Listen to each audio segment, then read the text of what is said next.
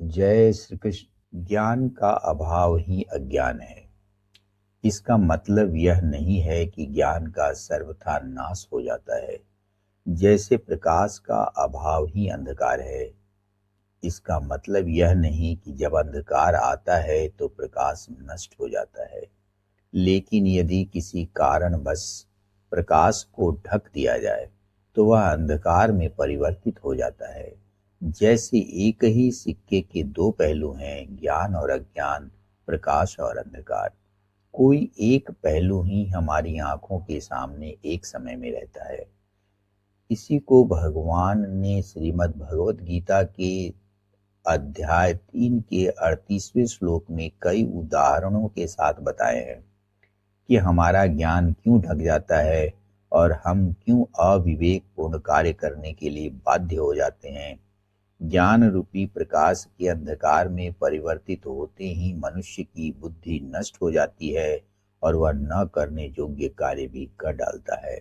आइए देखते हैं भगवान श्री कृष्ण क्या कहते हैं। धूमेन आव्रियते बहि यथा आदर्श मलेन च, यथा उल्बेन आवृतः गर्भः तथा तेन इदम् आवृतम्।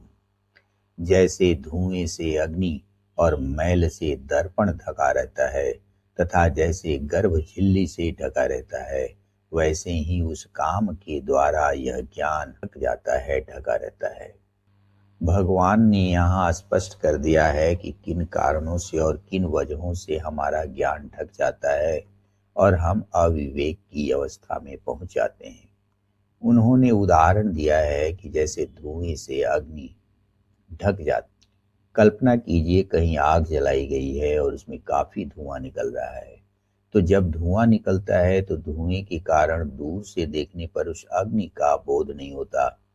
अग्नि दिखाई नहीं देती, सिर्फ धुआं ही नजर आता है। लेकिन इसका मतलब यह नहीं हो सकता कि वहां अग्नि नहीं है। अग्नि तो है, लेकिन धुएं के कारण वो दिखाई नहीं पड़ रही है। एक दूसरा उदाहरण भगवान ने बताया है। यदि किसी दर्पण पर धूल जम जाए और हम उसमें अपना चेहरा देखना चाहें तो संभव नहीं होगा, क्योंकि धूल के आवरण ने दर्पण की वास्तविकता को छुपा दिया है, जिसकी वजह से दर्पण से जो प्रकाश की किरणें परावर्तित होकर हमारे चेहरे तक आती हैं वह अवरुद्ध हो गई हैं, जिसके कारण हम उस दर्पण में अपना चेहरा नहीं देख पा रहे हैं। एक तीसरा उदाहरण भी भगवान ने बताया है। जैसे गर्भ झिल्ली से ढका रहता है, शिशु को ईश्वर ने आवरण के भीतर रखने की व्यवस्था की है, ठीक उसी प्रकार जब मनुष्य के मन पर कामनाएं हावी हो जाती हैं तो उसका विवेक मर जाता है, यानी उसका विवेक ढक जाता है, उसकी बुद्धि नष्ट हो जाती है और वह न चाहने और न करने योग्य कार्य भी कर डालता है। कल्पना कीजिए कि आपने कामना बनाई कि मुझे एक गाड़ी खरीदनी। गाड़ी खरीदने के लिए पैसा चाहिए। अब उस पैसे के लिए हमें व्यवस्था करनी होगी कि वो पैसे कहाँ से आएंगे, कैसे उनकी व्यवस्था होगी। हम उस गाड़ी के लिए पैसों की व्यवस्था में लग जाते हैं। अब यदि पैसा पूरा नहीं होता है तो हमें व्यर्थ ही किसी से कर्ज लेना होगा, जबकि हमारे लिए वह गाड़ी इतनी महत्वपूर्ण नहीं थी। गाड़ी के बिना भी काम चल रहा था, लेकिन हमने कर्ज लेकर के गाड़ी खरीद ली। अब उस गाड़ी खरीदने की वजह से क्या हुआ कि हमारे ऊपर कर्ज का दबाव बन गया। अब उस दबाव के कारण हमारी बुद्धि सदैव भ्रमित रहेगी। भ्रमित रहने के कारण हम चाह करके भी उन कार्यों को नहीं कर पाएंगे जो ज्ञान की अवस्था में, अर्थात जब हमारे ऊपर कोई कर्ज या दबाव नहीं होता, वैसे करते। भगवान ने इसीलिए सचेत करते हुए कहा है कि मनुष्य के हृदय में जब जब कामनाओं का उदय होगा और वे कामनाएं जब अपना प्रचंड स्वरूप धारण करेंगी तो मनुष्य के भीतर का ज्ञान उसके आवरण में चला जाएगा, अर्थात उसके सोचने, समझने और तर्क करने की बुद्धि प्रायः नष्ट सी हो जाएगी। ऐसी अवस्था में सिर्फ उसे अपनी कामनाओं को पूरा करने का ही ध्यान रहता है।